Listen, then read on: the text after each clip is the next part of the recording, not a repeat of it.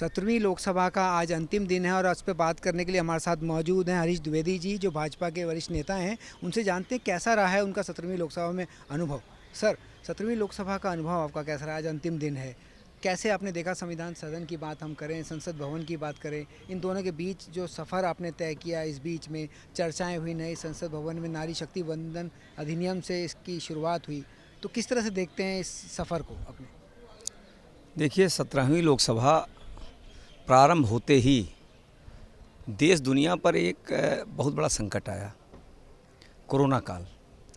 और उस कोरोना काल में पूरी दुनिया चिंतित थी, अपने से ज़्यादा हिंदुस्तान को लेकर के, क्योंकि सबको लगता था कि हिंदुस्तान में उतनी सुविधाएं नहीं हैं, उतने अच्छे हॉस्पिटल नहीं हैं, उतनी अच्छी दवाएं नहीं हैं।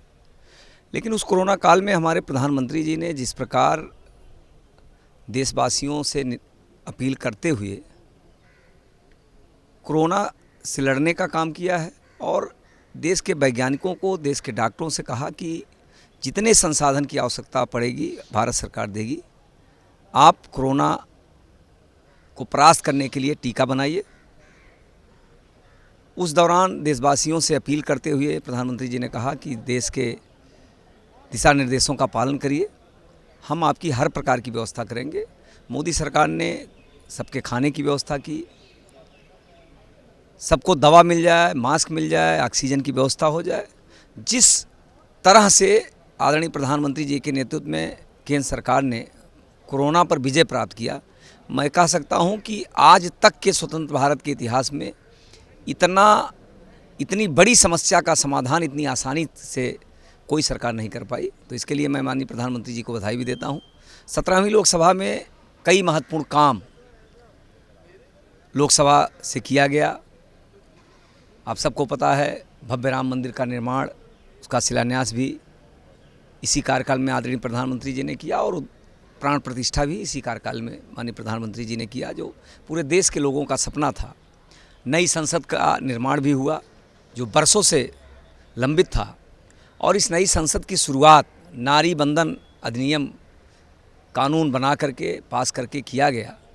तो महिलाओं के सशक्तिकरण का विषय हो, गरीबों के उत्थान का विषय हो, देश के को सशक्त बनाने का विषय हो, देश की समस्याओं का समाधान करने का विषय हो, और 12वें स्थान से 5वें स्थान पर देश की आर्थिक स्थिति लाने का विषय हो। तो ये सारे महत्वपूर्ण काम मोदी सरकार ने इस 5 वर्षों में किए हैं। आने वाले समय में इस देश को और सशक्त संपन्न बनाने के लिए माननीय प्रधानमंत्री जी का लक्ष्य है कि आने वाले 5 सालों में देश की दुनिया की 3 आर्थिक महाशक्तियों में से एक महाशक्ति भारत होगा, और इस देश को विकसित राष्ट्र बनाने की दिशा में आगे ले जाना है। सर, जैसा कि आपने बताया, प्रधानमंत्री मोदी का लक्ष्य 2047 में भारत को विकसित राष्ट्र बनाना। विकसित राष्ट्र बनाने को लेके किस तरह की चुनौतियां हैं, किस तरह से काम सरकार कर रही है? श्वेत पत्र अर्थव्यवस्था को लेके सरकार ने जारी किया है, वो क्या है, उस पर कैसी चर्चा? देखिए, जब विकसित राष्ट्र तभी बन सकता है जब गरीबी समाप्त हो, और हमारी सरकार ने 20 करोड़ से ज़्यादा गरीबों को गरीबी रेखा से ऊपर उठाया है। हर व्यक्ति जब देश के विकास के लिए सोचेगा, देश के उत्थान के लिए सोचेगा, और हमारी सरकार ने, चाहे वो किसानों के विकास की बात हो, चाहे मजदूरों के उत्थान की बात हो, चाहे महिलाओं के सशक्तिकरण की बात हो, हर दिशा में हमारी सरकार ने, उद्योगों को बढ़ावा देने की बात हो, मध्यम उद्योगों के, कुटीर उद्योगों को बढ़ावा देने की बात हो, देश में बड़े बड़े संस्थान बनाने की बात हो, राष्ट्रीय अंतर्राष्ट्रीय स्तर पर हिंदुस्तान की स्थिति को और सशक्त बनाने का काम मोदी सरकार ने किया है। और निश्चित रूप से आने वाले समय में हमारे देश के लगभग सभी लोग गरीबी रेखा से ऊपर जब उठेंगे, तो हमारा देश एक तरह से विकसित राष्ट्र की तरफ बढ़ चुका है, तो विकसित राष्ट्र निश्चित रूप से बनेगा।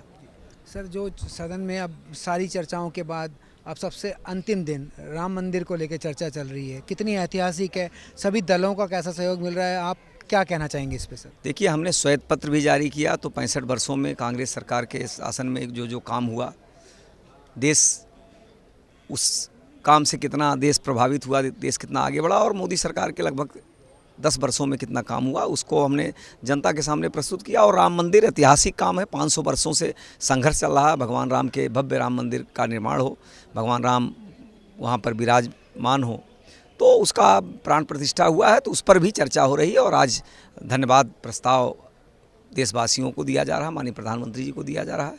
तो निश्चित रूप से एक हम सभी सनातन धर्मियों के लिए, हिंदुओं के लिए एक सौभाग्य की बात है कि 500 वर्षों का जो संघर्ष था, तपस्या था, वह पूरा हुआ है।